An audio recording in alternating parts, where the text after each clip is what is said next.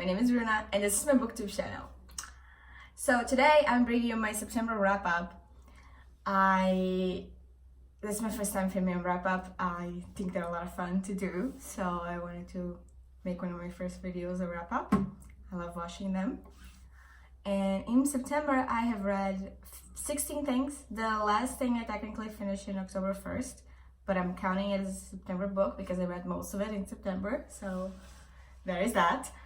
I have read 5,141 pages, and 8 of those things that I read were audiobooks, 5 of those were ebooks, 1 was a hardback, which was also a reread, and 2 were graphic novels, which were also ebook formats. So that's what I read in September. I do read mostly digital because it is just easier for me to read on the go, and audiobooks make me relax, so I prefer to read audiobooks when I'm really tired at night, and I just lay down and I read audiobooks. I listen to them and it helps me relax in the night. So let's talk about the first things that I read. I started reading the Murderbot series. I reread the first novella, and then I read immediately the 3 other novellas following it, the 3 novellas that are out. I'm pretty sure there's a 5th one coming up. So the first one is the first one is All Systems Red, the second one is Artificial Condition, the third one is Rogue Protocol, and the 4th one is Exit Strategy. Basically they all follow Murderbot, which is this AI sort of robot that was created for mass murder, but now they serve, I should say, because Murderbot doesn't have a gender, as a security unity for these spaceship that is exploring a planet. They are scientists, and they treat Murderbot as a human, and Murderbot connects with them because of that, but Murderbot doesn't really want to connect with humans. He just wants to watch TV and be chill, and I really relate to that, so yeah. And it's a lot of fun. It's a fun series. I read them all on audiobook, and I gave all of them 3.54 stars. They're a lot of fun to listen to, and they're really quick because they're novellas, so I really recommend this novella series. They have won some Hugos too, I think. They were definitely nominated all of the years they have come out, but I'm not sure if they have won anything. I'll have to check. The next thing that I read after the Mudbot series was The 7 Deaths of Evelyn Hardcastle, which I gave 5 stars. I love this book. It's sort of a murder mystery, but it also has some sci-fi elements. I'm gonna say sci-fi, fantasy. It's complicated. Basically, this guy is reliving the same day, but he is also in a different body every day, and also he has to solve a murder in order to escape this mansion that he is in. A murder happens at the end of the day, and he needs to solve it so he can leave. And there's also this girl, Anna, that he knows that she is connected to him somehow, and he's supposed to protect her, but he's not sure how or why.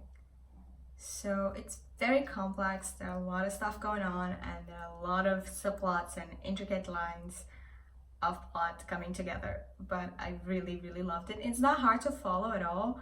It's just really complex and fun. And it's a long book. It's over 500 pages, so it took me a while to read, but I recommend it so much. It's one of my favorite books of the year now. I will do a video of my favorite books of the year, my favorite new releases, something towards the end of the year, but this one will definitely be on that list. I love it so much. The next thing that I read was Well Met by Jen DeLuca. It's a contemporary romance. It's super cute. I also read this as an audiobook, and I gave it 4 stars. It's about this girl who goes into her sister's the town that her sister is living in with her sister's daughter. Her sister is much older than her, and she is sick. Her sister was in a car accident and she goes there to take care of her and take care of her daughter while she's in bed rest. And also she has just been dumped by her boyfriend of many years and she's hurt by that. So she goes there and her niece wants to go into this Renaissance fair, and the girl, Emily, joins the Renaissance fair because her niece needs a guardian to join as well so she can be in the fair. And then she meets Simon, who is the guy who runs the fair because of his brother who used to run the fair. And the fair means a lot to Simon, and he's very organized about everything, and Emily doesn't really take everything as seriously as he would like, and the two of them sort of clash, but then they form characters in the Renaissance fair, and their characters sort of have romance going on. It's really cute and flirty and quick to read. I also really recommend this if you want a cute romance. The next thing that I read after that was The Unicorn Whisper by Deanna Simpson, which is a Phoebe and her unicorn series type thing. I love this comic series so much. It's not really linear. I have missed some issues along the lines over there. This is the 10th issue, I think. I've missed some of them, but I really enjoy reading these comics. I can read them in 30 minutes. And it's a lot of fun. I gave it 5 stars actually because I love it. The next thing that I read was a novella on Kindle Unlimited. It's not really, is it a novella? It's short. It's called Undone by Bryce Oakley. I gave it 3 stars. It was cute, not really memorable. It's about 2 girls who are, one of them is sort of an indie rock singer and the other is a super fun, famous pop singer. And they have a contract to do a song together and they end up falling in love. It's very cute. I wanted an FF romance, but it's not really memorable, but I like it. It's really cute. And I want to read the next one by this author, which follows one of the other members of the band that this is based on. I think it's gonna be a lot of fun. Okay, the other thing that I read was Serpent and Dove by Shelby Mahurin, I think. And I gave it 5 stars. I love this book. I know it's been controversial. I've seen some mixed reviews, but I loved it so much. I wanted a witchy book or hate to love book, and this book was everything that I needed. So basically it's about this girl who is a witch and she's hiding from being a witch. She hasn't used her powers in a while, and this guy is a witch hunter. And they ended up crossing paths, but he doesn't realize that she's a witch because she hasn't been using magic. And the two get into some confusion, and this guy's boss, archibisp type figure, forces them to get married to save Reed, who is the main guy's reputation. So there's that. And things issue from there. It's a lot of fun. There are some really cool things that happen. I really like this book. I have fun reading it, and I can see why some people wouldn't like it, but I am not the type of reader that hates things very easily, so you should know that about me. I loved it. The next thing that I read was, The Cowboy's Lady by Debbie Macomber. This was an Audible escape. That was not good, you guys. It was written in the 90s, and you can tell. I gave it 3 stars just because it was kind of fun to listen to, and I laughed at some points, but this perpetuates some stereotypes that are not cool. Like, the main character is supposed to be like a feminist, and the guy is supposed to be a sexist guy, like a macho guy who changes. I don't know, but nothing really changes, and they get married at the end of the book. It's like, it's very 90s. It was fun, but it left me feeling a little bit eek, you know? So I wouldn't recommend it unless it's the kind of thing that you really like, or I know this book must have some nostalgia factors for people, but no, just no. The other thing that I read was Witchy by Ariel Slamet, Ries. This was on NetGalley. The Unicorn Whisper was also on NetGalley. And this is actually an online comic, so you can read it for free even if you don't have that galley. And it's an ongoing series, so the comic that is available is actually not completed, not finished. There is gonna be more, yes. I hope they release a second issue soon, because I'm not really one to read comics online. I just never seem to remember them. But I really want to read what comes next in the series. I gave this 4 stars. It's very fun. It's witchy. It has some, I want to say, Eastern magical elements. It's not so European. And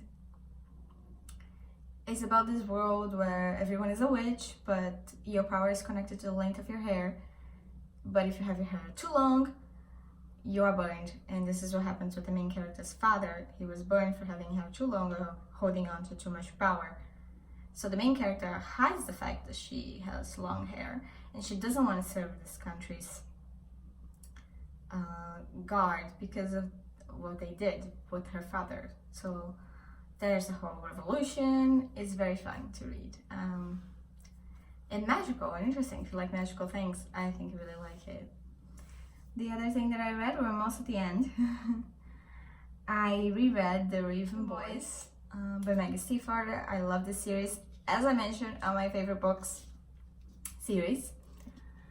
I will be rereading The Dream Thieves and everything else. Sometime soon. I definitely need to reread everything before Call Down the Hawk. Because the series is just so complex and there's just so many details. And it's not that I've forgotten what happens, but I'm kind of fuzzy on the details, especially after the last book. So I really need to reread The Rain Thieves and Blue and The Raven King before Call Down the Hawk comes up in November. Yeah, I don't know if I'm gonna have time to read them before Call Down the Hawk comes out, but I'm definitely going to reread them before I read it. So there's that. I don't have to say a lot about The Raven Boys. I know a lot of people know this series. A lot of people love this series. If you haven't picked it up, I recommend it. If you like fantasy and magical realism things, and if you like groups of friends kind of stories, this is really that. It's really good.